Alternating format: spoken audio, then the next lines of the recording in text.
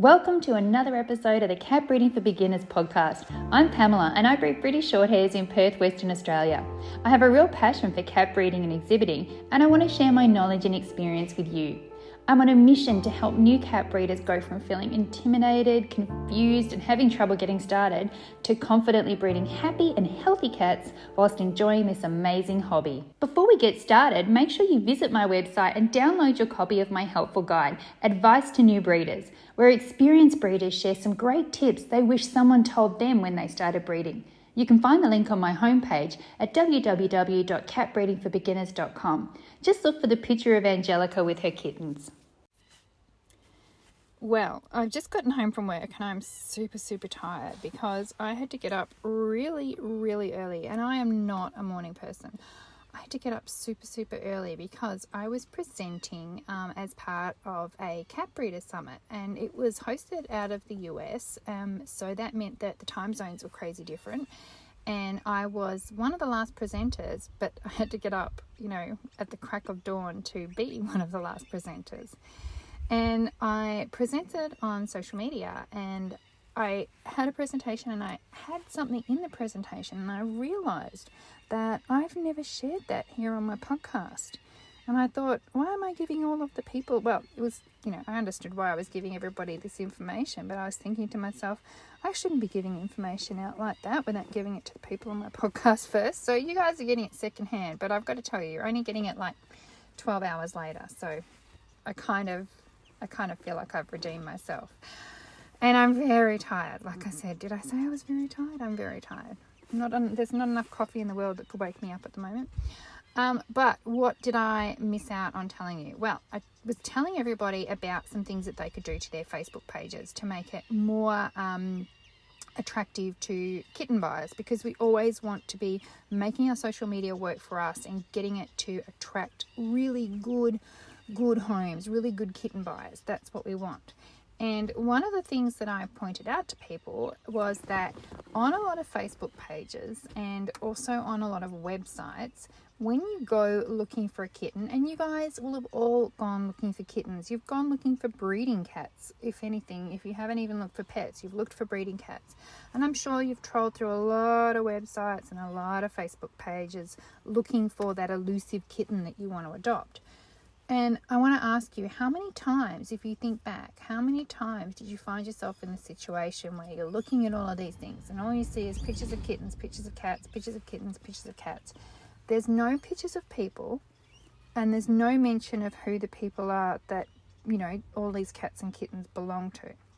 You can certainly see the prefix, and the prefix is all over everything, but there's never a mention of the person's name. You don't know who they are. And they'll say things like, if you're interested, contact us. And you think to yourself, who's us? Who is us? Who am I contacting? I have no idea who I'm contacting. I don't want to contact you because I don't know who you are.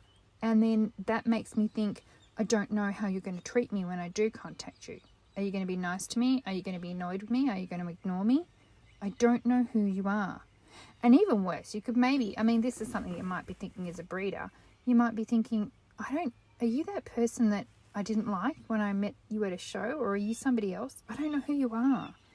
And it gets really hard. And I've actually found myself Googling prefixes when I've been looking at someone's cats on Facebook and thought, I don't know who this is. Is this the person I think it is? And Googling to try and find out who's linked to the cat.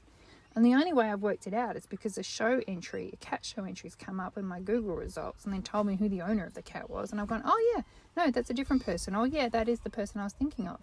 I shouldn't have to do that. And it's not about the fact that I need to know who owns the cats or who owns the prefix or who the breeder is. I don't actually need to know who they are. That's not really going to change a lot in the scenario of someone who is looking for a kitten to adopt as a pet. If someone's looking for a British Shorthair kitten, it doesn't matter to them whether my name is Pamela Lanigan or my name's Justine Smith. That's not actually what matters. What matters is the fact that there is a name at all. Having a name when you are looking for something makes you know that that's a person. It makes you know that you're not just dealing with us. You're dealing with someone. And it just makes you feel better about then approaching them. It makes you feel better and more comfortable with having some sort of, future relationship with them, even if that's just that you're going to adopt a kitten from them. It's just this thing where we don't like what we don't know. We have the fear of the unknown. And by not having a name, we don't know who that person is. We've got that fear of the unknown. So what I want you to do is, where you can, insert your name into things. Now, you've probably heard me talk about this before. When you're on Facebook, you should have an introductory post on your Facebook page that says, "Hi, my name is." Just straight up, you can use different wording. Use your own voice, but it should say the basic thing. It should say is, "My name is Pamela," or "Hi, I'm Pamela," or Cuddleton British Shorthairs is Pamela. I don't know. You can even do it in the third person if you don't feel comfortable about saying your own name. But on your website, make sure that you have, the details. When you have contact information, have your name there. It's not going to hurt anyone to have your name. If you're not comfortable about people knowing who you are, maybe you've got some reason to keep yourself private, that's okay too. Use your first name. Just use your first name. Just have a name. On my website, I have a page that is an about me page that just says a little bit about me, and it has a picture of me, because that's even better, because not only then do people know that I'm a person and do they feel a little bit more confident, they've seen a photo of me. That's really getting rid of that fear of the unknown. They know exactly what I look like, and they can sort of and I'm okay with them making judgments about that. Maybe they see the photo of me, on my Facebook page and the crazy cat ears on, and think that I'm a weirdo and that they don't want to deal with me at all. And that's okay. If people want to self-select themselves from my list of kitten buyers, I'm okay with that. But maybe they see me and they think, "Oh, she looks fun. She's the kind of person that I would like to get a kitten from." Or maybe they see a picture of me hugging one of my cats and they say, "Oh, she looks like she really cares for her pets. I'm going to get a kitten from her." Or maybe they see a picture of me at the shows and that's what's important to them. "Oh, she's showing her cats. They must be really good quality." Whatever, you can put out there to sort of say what kind of person you are is a great way to really attract those great people to you that are going to buy your kittens. And so using your name on things is just a really easy way to do that. So what I think I would love for you to do, is when you have a moment, and that moment can be right now, go and do it right now, is go and have a look at your Facebook page and have a look and see if your name is anywhere. In the About section, you can have a little introduction there as well. Put your name in there. On your website, does your name appear there anywhere? If people wanted to know who you were, would they have to Google and, trawl through old show records to try and work out who you are? Don't make people do that, because most people won't do that. The only reason I did do that is because I actually had to know the person's name. Not for the purpose of buying kittens or anything. I just needed to know their name. So someone else is not going to bother. They're just going to go on to the next person.